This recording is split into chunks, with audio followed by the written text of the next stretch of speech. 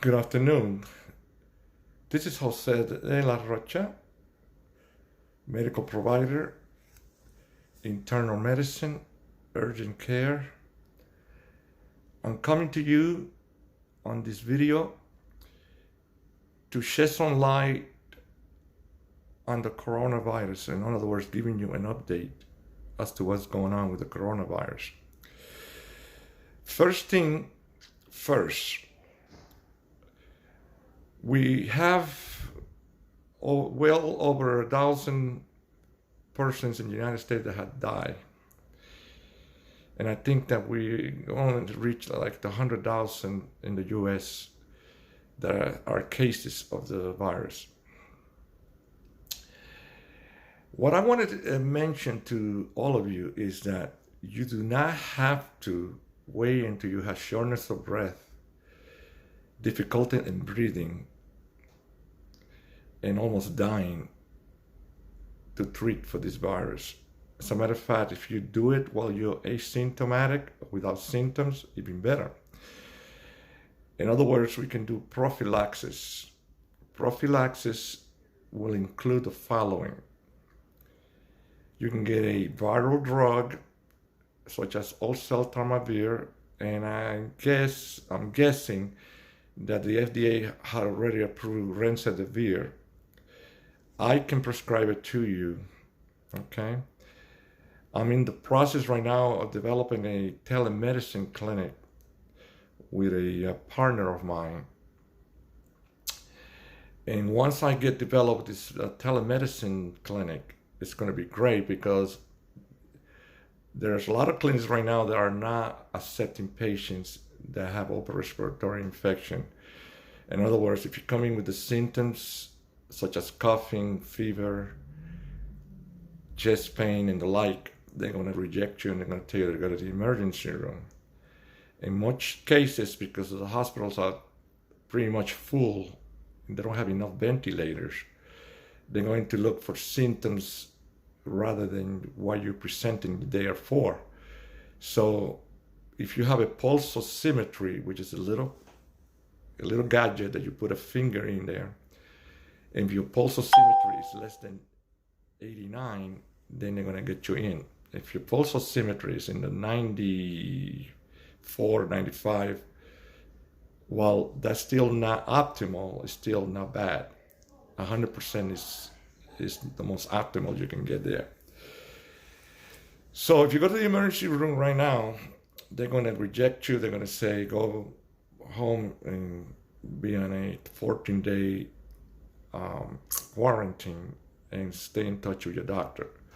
More than likely, you call your doctor is not going to do anything but to tell you to stay at home anyway and treat yourself with teas and the various supportive care that you can do, such as acetaminophen for the fever, which, by the way, is what is recommended, not ibuprofen. Okay, so it is contraindicated to have ibuprofen because there's a condition called Reye syndrome.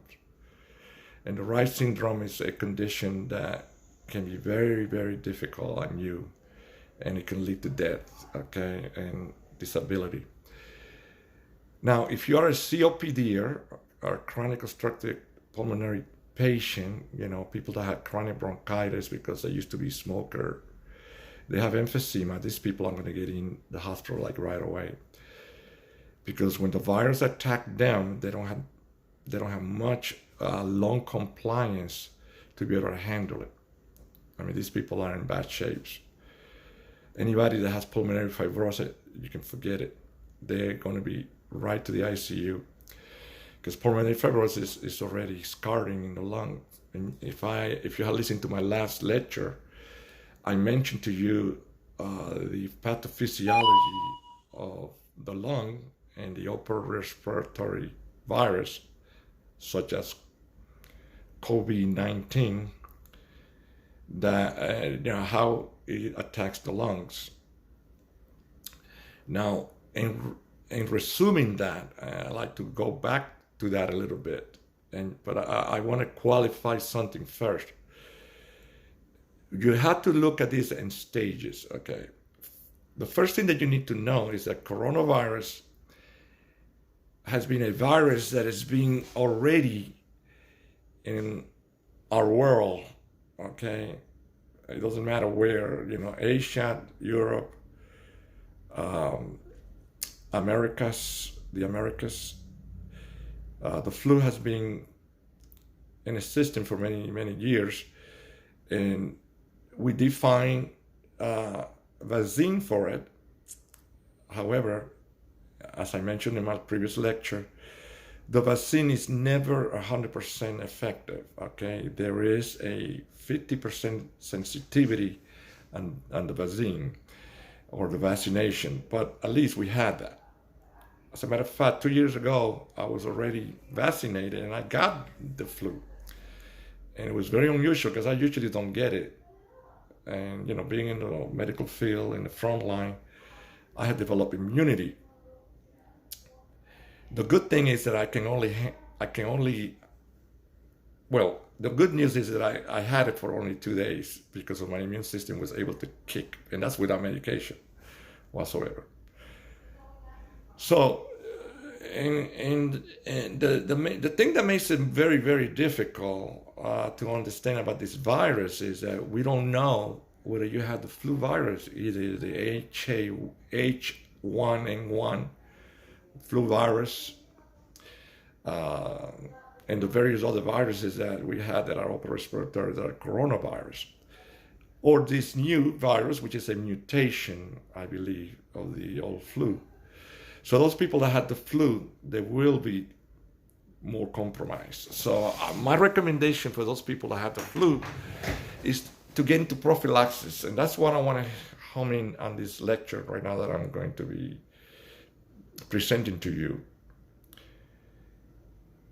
Prophylaxis and treatment, what are the difference? All right, let's just answer that question. Prophylaxis means that we're treating you without symptoms, okay? In other words, we are going to give you the medicine first and then let the medicine be in your system for a certain amount of days. In regards to the virus, like the flu virus, is usually a 10-day prophylaxis, and in this virus, probably the same. So if you're going to be sent home for 14 days, I immediately will treat you prophylactically, even though you may not have the symptoms. So let's say, for example, you were exposed to someone who was positive for the coronavirus or the COVID-19. Even though you don't have any symptoms and you've been told to go home and stay at home, I think that you should be put on prophylactics. So when I get this clinic going with the telemedicine, that's going to be great. Because number one, you don't have to get out of the home. Number two, you don't have to expose anybody else. And number three is convenience. You'll get it sent to your pharmacy. You'll go to the pharmacy on the drive-through, pick it up, or there are pharmacies that do deliver, that will deliver it to you, and then there you go. Now for prophylaxis, what I recommend is remdesivir if we have it available. I'm going to check today to see if it's available. Or Tamiflu in the case that this might be a H1N1. Now, it's really worthless to start checking or testing for H1N1 because we have this virus that is more mutated and more difficult to deal with. See, the difference between H1 and N1 and this virus, number one, we don't know if you have it unless you test. And of course, you know how that goes. It takes something like 7 days just to get the results. I myself tested, I'm still waiting. And I'm in the front line here, okay? I'm in the front line. That's why you see the mask in my head, and then I'll put gloves eventually if I'm going to see a patient. But since we don't know whether you have it or not, this makes it really difficult. Now, the other thing about this virus is that it's very quick. This virus is probably the influenza on steroid, okay? This is like very rapid, very, very, very rapid. is a virus that does not discriminate. It doesn't care whether you have millions of dollars. It doesn't care whether you are President Trump or Governor Cuomo in New York. It doesn't care who it is. I don't care what kind of politics you're playing with. Nancy Pelosi with her Democrat Party and then the Republican and all that. It has nothing to do with that. It has nothing to do with socioeconomic. It doesn't have nothing to do whether you live on the street. This virus is passed down by close contact. I mean, right now, the recommendation is if you're going to be talking to someone to maintain a distance at least 6 feet. In other words, don't get too close. So what does the husband or the wife do when one of them is told that they're positive? Well, they have to follow that quarantine in their home. In other words, not to get too close to the children, like maybe 6 feet, or the wife, or find another room in the house. In a lot of cases, there are people that have extra rooms and they can go in and quarantine in those rooms. There is a very famous pundit or newscaster from CNN. He is the brother of Governor Cuomo. His name is Chris Cuomo. Now, Chris is very critical about President Trump. I mean, this guy is a pundit and a half. I mean, all he does is talks against President Trump. And all the effort that President Trump is being putting out, he just goes against them 50% of the time. Well, he got the virus now. In other words, he has been tested positive, so he is in his basement in New York. The kids are upstairs, and his wife and the dogs, and he's downstairs. So there he is. Now, I think that he's starting to have some symptoms already. I think I listened to him yesterday. So look it up. I look him up at 9 o'clock on CNN. You're going to see he's going to be talking all over about this virus. And he's the brother of Governor Cuomo, believe it or not. So my recommendation is if you've been told that someone, or even if you haven't been told as someone, just the mere fact that you are all over the place and you're being all over the place, you've been traveling, or you just want to be prophylaxed, and there's nothing wrong with that, then I will prescribe you either Remdesivir or I will prescribe you Tamiflu. Now, with the Tamiflu, we haven't tested it or studied it with this virus because this virus is new. It's a new virus, or a rendition of the old virus. But I have this feeling that if this virus, coronavirus, that the Tamiflu may still work on it. But here's another thing that you need to understand about antivirals. Antivirals are not medications that you take it 3 days later after having the symptoms. That's just it'd be a waste of time. Once the virus goes into your cell as being as a host, the viral would replicate very, very quick. I mean, within 3 days, this virus is already all over your body. And this is where you start getting the fever, you start getting the body aches and the like. You know, the nausea, the vomiting in some cases, diarrhea in some cases. But here, let me tell you about symptoms, okay? You're never going to start off with chest pain and coughing, okay? You probably start off with just having malaise, okay? Malaise means like not feeling well, feeling tired, and then you start having the body aches. Then the fever will be a low-grade fever, like 100 Fahrenheit. And Celsius, I think that's 34 degrees Celsius. Then what started to happen is, as the virus has already got into your upper respiratory tract, and this is going to be what I call the T, okay? It's a T. The mouth, the nose, and the eyes, okay? So that's a T. So anything that has an exposure to the world that is mucosal type, for example, the eyes cannot be dry, it has to have tear. So you will get it through tear, all right? You will get it to rubbing your eyes. As a matter of fact, right now, they're finding a viral pink eye. There are patients that are coming now with pink eye, And the pink eye is probably one of the first symptoms, and after that is the sore throat. So I believe that if you rub your eyes and your eyes are the first contact the virus, you will get a pink eye. Then when it goes to your nose and you start getting the sniffle or the sneezing, once it goes to the throat, to the what I call postnasal respiratory tract, it goes down to the throat and you start having a sore throat.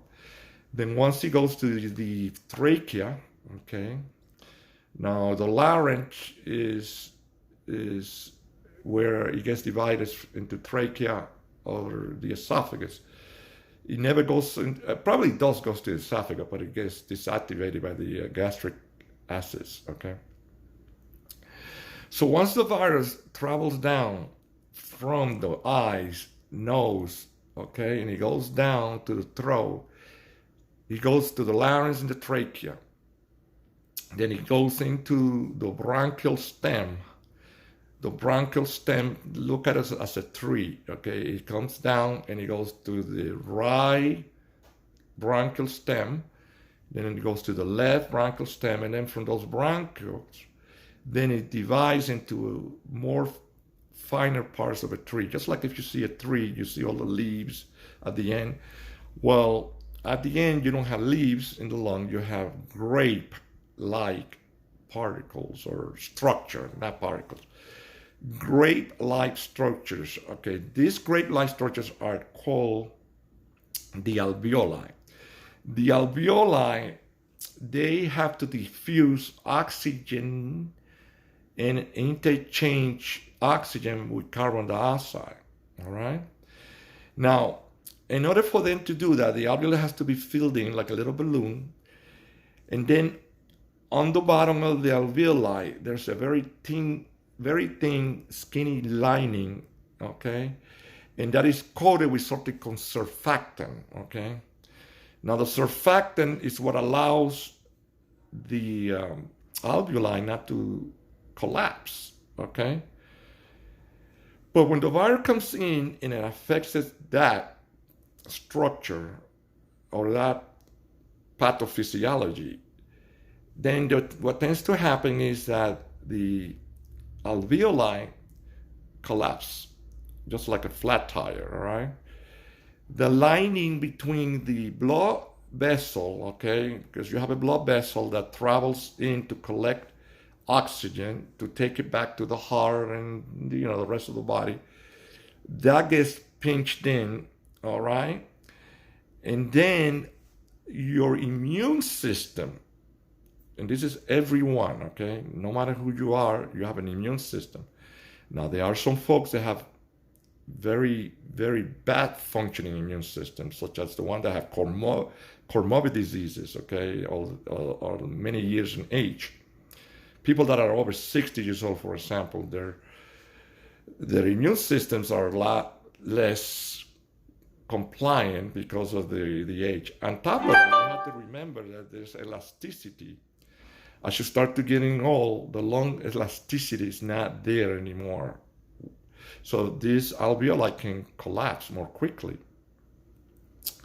So what tends to happen is that when there's not an air exchange that is appropriate, you're going to have more carbon dioxide than oxygenation, and you go into hypoxia. Okay, hypoxia is where you don't have enough oxygen into the body. Okay, so then you start to look bluish, pale bluish. Your lips start looking bluish, okay, or pursed lips. You start breathing fast, breathing so fast that you collapse because you're breathing out a lot of carbon dioxide, and also you're breathing out some oxygen that you're not getting exchanged. So now you are in trouble. And this is where you will need to be admitted into the emergency room and to go into an ICU, because the treatment from there on is to try to, number one, counteract the cascade of inflammatory cascade, which is called cytokine storm. This is produced by your immune system, and the more cytokines you get in there, the more the process continues, the more cytokines is coming over because they want to help you. But here is the problem. You're having a structural problem too. The surfactant is no longer there. Your alveoli are flat. You're not exchanging oxygen. So then the more you're trying to breathe, the more the immune system wants to help you. So then what you start to have is like a cascade of cytokines that develops into your lungs and drowns you, basically. So now you have a lot of inflammatory chemicals, a lot of cytokines. You have IL-2, IL-6, which are interleukin-1, interleukin-6. And so these interleukins start to look for a way to try to heal you, but it can't. Because number one, you have a lung that is uncompliant. Number two, you have an immune system that has no control. It's out of control. It's almost like having a hose that is just shot it all the way to the top. And the hose is filling up the lungs. The lungs cannot, because of elasticity and the fact that you're full of water, the lung cannot expand. So now you have what I call concrete lungs. It's not that you're going to have concrete in your lungs, but the lungs are so stiff from the volume of fluid that you have in the lungs. So what I try to do in the emergency room and, well, basically in the ICU, is that they're going to put you on IV antibiotics, number one. They're going to put you on IV corticosteroid to try to rescue you. And then they're going to try to deliver oxygen directly into your trachea and into your alveoli. And this is called an endotracheal tube or an ET tube. Now, they need a ventilator for that because it has to be sent, the oxygen has to be sent with certain measurements, with certain numbers. For example, you have to have a low tidal volume and a high PEEP. A high PEEP is the pressure for aspiration so that you can get rid of some of the carbon dioxide. While you're trying to get oxygen in, you want to get rid of carbon dioxide, but you don't want to build up the volume because otherwise you're going to burst your lungs, and then you definitely die. I'm pretty sure that has happened many, many times in the hospital. I'm going to put my mask because I want to give the suggested message that I want to give a message that you should wear a mask as much as possible. The only thing I find the mask very uncomfortable to talk. But anyway, no, I got to take it off. I'm one of the type that I don't like to have things in my nose. I get very itchy and stuff like that. But anyway, I do wear it with the patients, and I wear glasses and I wear gloves. Okay. Now, so this is the reason why I say that it's very, very important to prophylax first. If you prophylax, the likely chances that you're going to end up in the emergency room and the ICU is going to be a lot less. Because guess what I'm going to give you in prophylaxis, even if you don't have the symptoms? I'm going to give you an antiviral medication because it is my hope that if you got the virus inside, that is not going to be more than 3 days. But you don't know. But I'll give you that anyway. It's better than nothing. Then I will give you a steroid, okay, a corticosteroid, because again, that's going to help you reduce the inflammation. And that way you will be better. I will also give you a cough medicine, of course, something like Bromfed DM, which is excellent medicine. It works 3 ways. It works here, and it works in the lungs. So it's a very good medicine. And then I'm going to give you an antibiotic like CPAC. Now, why the antibiotic? Again, if you have bacteria, which you will have hundreds of bacteria, and they're all going to be opportunistic, guess what they want? They want viruses to come in there because bacteria like to eat viruses, by the way. But when they eat the viruses, they cause more inflammation. And viruses like to eat bacteria too. Okay, they have bacteriophage viruses. And phage or phage, it means eating. Okay, Now, in addition to interleukins 1 and 6, you have the T cells that are part of the immune system, or they call them the killer cells. And that is one of the things that the immune system wants to provide you so that you can survive the advanced stages of this virus, okay? Now, let me also tell you that in prophylaxis, we also look for other things like home, I'm not going to call it remedies, but they are like home type of feel-good remedies. I call it that. I'm going to call it feel-good, but you're never wrong when you're trying something that may improve the immune system function. On top of that, you take it warm or hot, which in most cases will help you with the virus, because the virus is not like heat. Okay, so the virus doesn't like heat. So that's kind of nice for you to be taking like a tea every 20 minutes if you can, at least the first 3 days of knowing that you've been told that to go home in quarantine. So a tea like green tea, I find it very, very beneficial. Green tea is excellent. It's a good flavonoid, and on top of that, a good agent for anti-inflammation too, the green tea. What I'll do is I will take a little pot, a little teapot or a small pot, put a half an onion, put clove of garlic, ginger, take some honey. I'm going to repeat this again for those who hasn't caught it yet.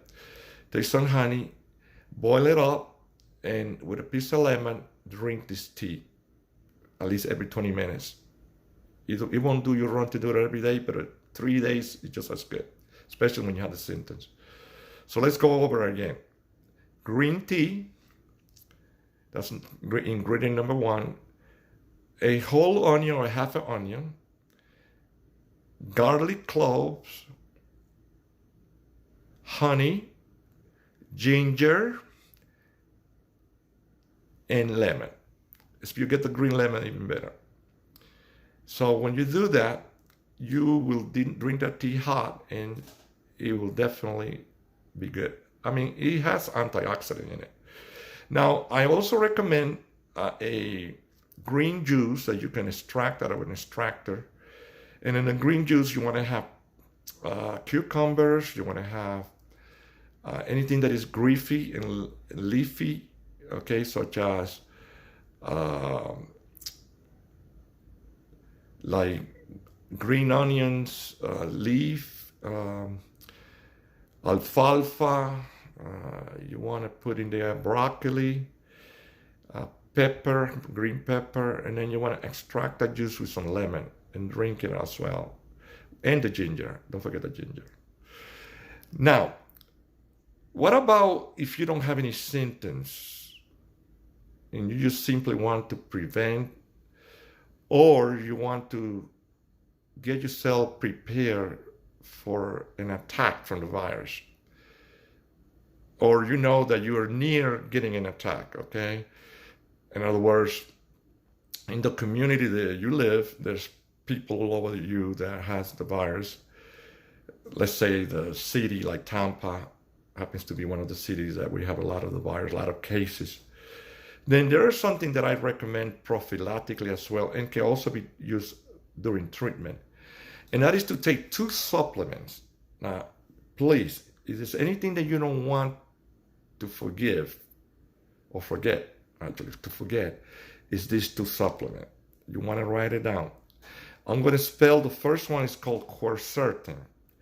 Quercitine, quercetin. That's 800 milligrams. This is a supplement, a flavonoid, very, very well studied. There has been studies already done, clinical study, no, not a double-blind study, but they've done studies in China, they've done study in Korea, and you know that China right now and Korea their cases have dropped tremendously. So I have a feeling that this has something to do with it. Then the other supplement is zinc. Now, there's also something else called chloroquine. Now, chloroquine is a medication for malaria. Now, chloroquine works very good. However, the side effect profile is pretty extensive. One of them can be arrhythmias, something called the QT syndrome, which can kill you. Another of the side effects is the retina. Some patients have even become blind. So to give this to the little old ladies, I don't think so. All right, so I will just say that chloroquine, or hydroxychloroquine, which has less side effect, are well known, and they're being studied right now. As a matter of fact, there's a study right now at Columbia University in New York.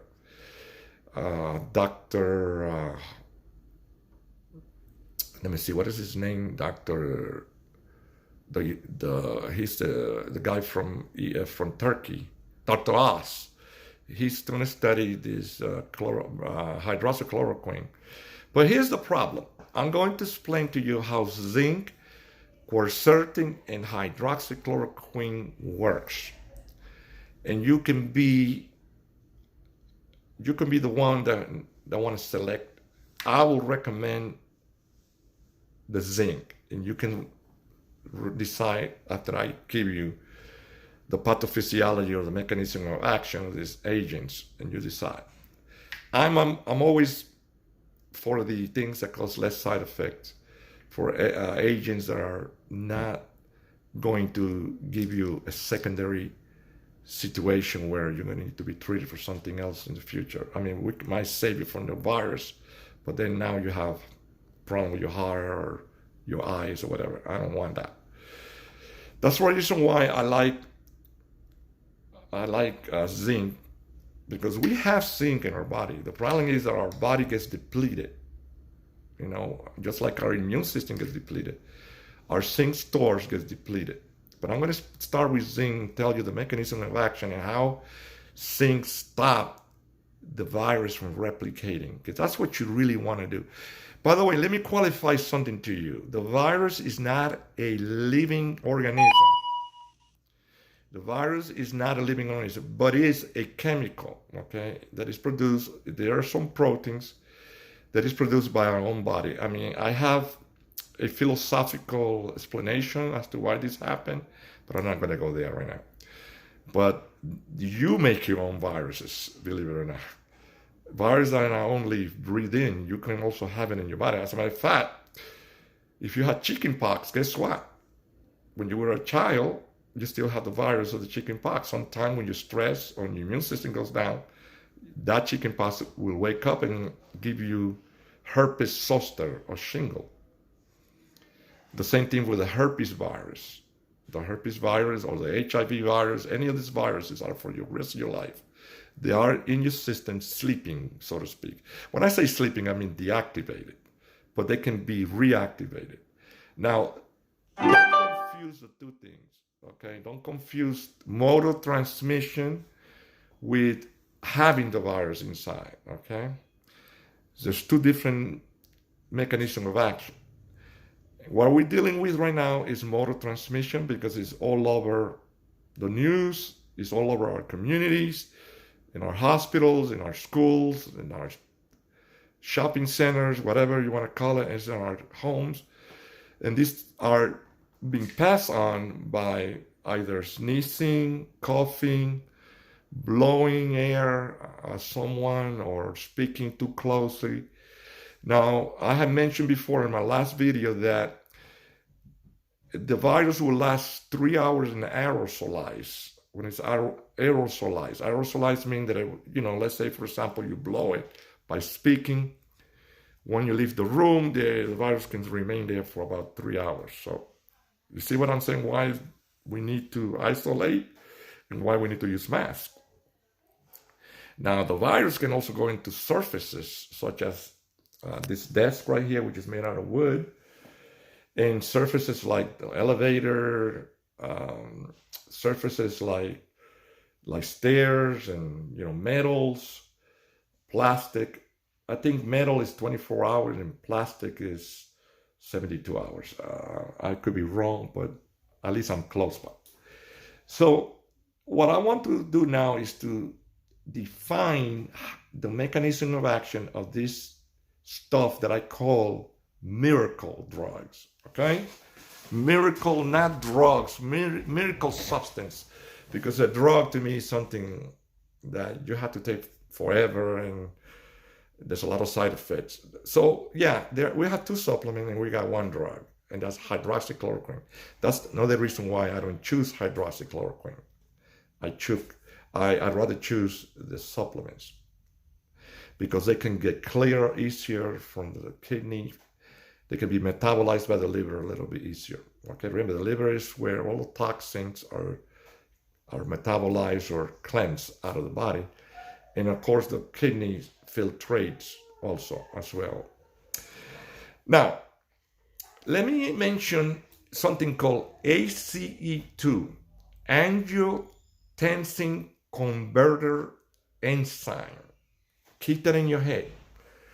Angiotensin converting enzyme 1 and 2.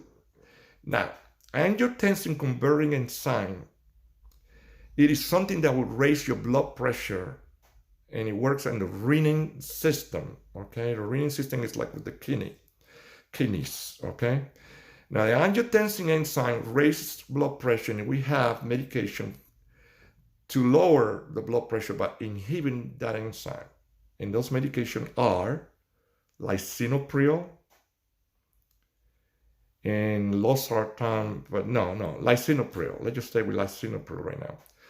Lisinopril is very cheap, doesn't cost a lot of money, and we use it to lower blood pressure by blocking that enzyme. We have that same enzyme at the cell wall. Remember the cell wall, we human have a cell wall. We have a cell, and the structure of the cell has a wall to it. It has like it has fluid inside that's called cytoplasm. That's where all the nutrients are in the cell.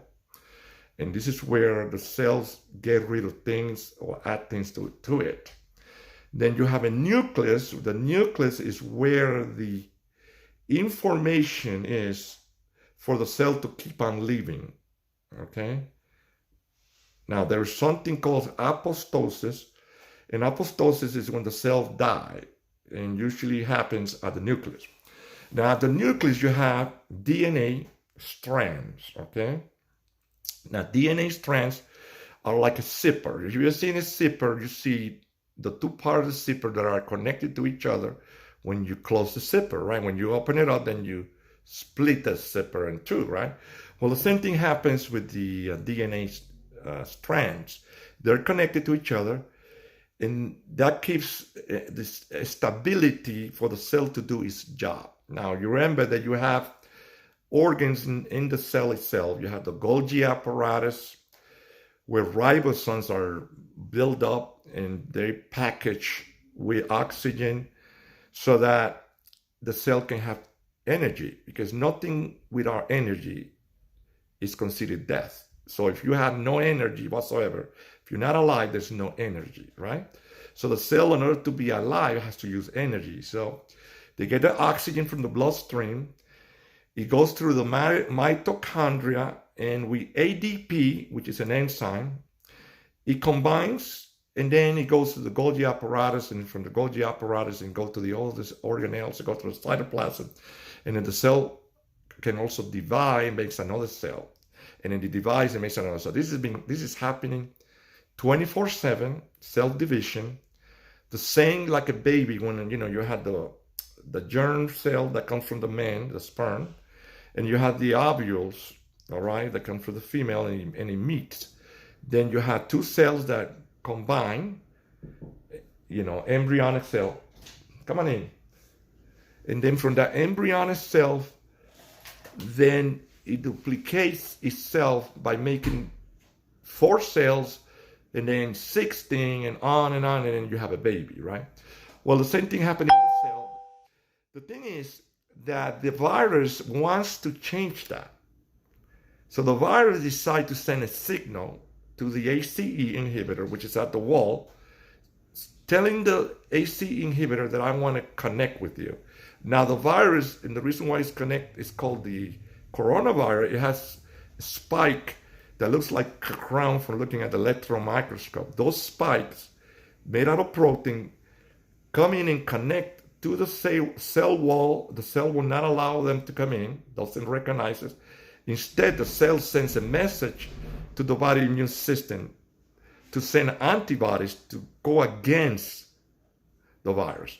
But interesting enough, the ACE inhibitor number 2, which is not the one that not inhibitor, the ACE chemical or molecule, go ahead and decide to be a friend of this virus for some reason or the other. We don't know the reason why, but this is something that exists.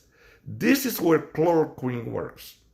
So the ACE inhibitor 2 tells the virus, you're welcome here. You're not welcome in the rest of the cell because it won't let you in, but we're going to let you in. So ACE is basically not your friend.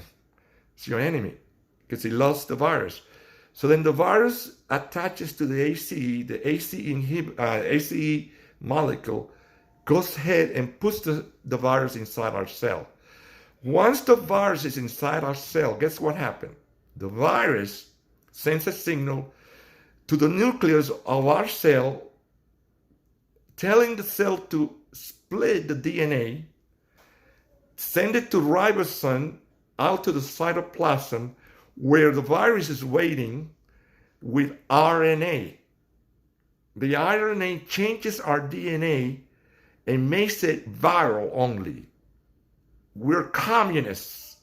We don't want you, DNA, Jose, or whoever you are. We don't want your DNA. We want to change it to make it our own. So they're terrorists.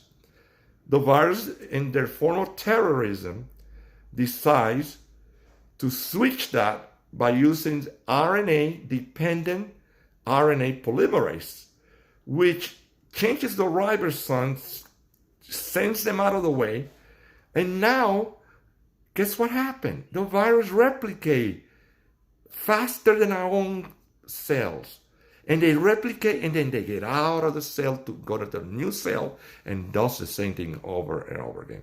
So where chloroquine's work is at the ACE inhibitor. I do not like it because the ACE inhibitor may cooperate, may not cooperate. Who never knows with chloroquine. It hasn't been studied long enough. However, zinc is a little bit different. Zinc is already in our bloodstream, but it cannot get into the cell that is our cell the same way like the virus unless it has some help. Zinc is a ion, it's a positive ion, and in order to get into the cell, it needs a negative ion. And that negative ion is quercetin. So quercetin comes in, attaches to zinc gets in the cell, and guess what zinc was going to do immediately? It's going to go right to the virus cell and attack it, which is one of the properties of zinc. A lot of people are not even talking about it. But I know that zinc works because in the many, many years, all these other viruses, zinc has worked very well. So zinc attacks the viral cell, and what does it do? It deactivates it. Remember that a virus is not a living thing. So it's not getting killed. What it's getting is deactivated. In other words, it's getting destroyed, sap. Bang! It's like taking a grenade and throwing it inside where the terrorists are and then just blow them away. That's exactly what happened with zinc. So what do we need? We need quercetin, 800 milligrams every day. Zinc, 50 to 60 milligrams every day. Something that no one is talking about it. And this has been studied. The University of Oklahoma has a paper on it. There's a couple of papers from South Korea and also China. And I am to believe it's not chloroquine that they've been using, but zinc. Zinc is the way to go. But remember, zinc is not going to work on your quercetin. So one of the things that I will do for my patient on a prophylactic basis, and even when they're sick, is to give them zinc and quercetin. You don't have to wait until you talk to me or see me in my practice or go through my telemedicine clinic that I'm going to establish. You can order it yourself by going to Amazon and look for quercetin. Remember, it's spelled Quercetin, quercetin, 800 milligrams. You can order it, and you can order zinc 50 milligrams. I recommend zinc gluconate. Now, they have zinc lozenges. I'm not too crazy with it. The taste is not great. I think they're a little bit slower in action. Gluconate zinc is the best. So I'm going to leave you with this. I'm going to go see a patient right now. I'm going to hope that you are going to disseminate this information. Not until I have this telemedicine clinic. Me talking about this thing is not enough. If you don't go and do something about it, if you don't go and buy the stuff, if you don't try to find it, if you don't go take care of yourself with the teas that I recommended, if you don't change your psyche, start another being scared and worry, because that lowers your immune system. The other thing that lowers your immune system is not sleeping enough. Remember, if you sleep, you will rest your immune system at night. I'm not talking about sleeping during the day, at night, because that's when your cells are regenerating, and these processes are even better. So sleep is very good. And also you have to understand that people that do not sleep, they increase the serotonin to the nighttime, okay? Dopamine and the various neuroleptic medication, which will increase your nervous system to be more faster. And if your nervous system is more faster than it's supposed to be, you're going to increase the virus to replicate even more. So you need to slow your nervous system. You need to be balanced with the sympathetic and the parasympathetic nervous system. Don't increase your sympathetic nervous system, because if you do, you're going to be at a loss. So the last thing that I'm going to say is never forget God. Be spiritual. Love. This is the time to love one person out there, somebody who needs you, to communicate. You don't have to be next to a person to do it. We had social media. We had telephones. We have many, many ways of communicating. So love one another. It's time to find that person that you hated it for many, many years ago, because all of these things will improve the outcome of this virus. May God bless you. This is Jose de la Rocha. Again, 30 years practitioner in medicine. Okay, I've been practicing for 30 years. Urgent care, family practice, internal medicine. And now I'm also practicing detoxification medicine, taking care of people that are on opioids addiction. And so I'm practicing addiction medicine. So I was in the military. I was trained by the military. I went to the University of Oklahoma Medical School, and I had 30 years experience as a civilian, and also 30 years also retired. God bless you and have a good day.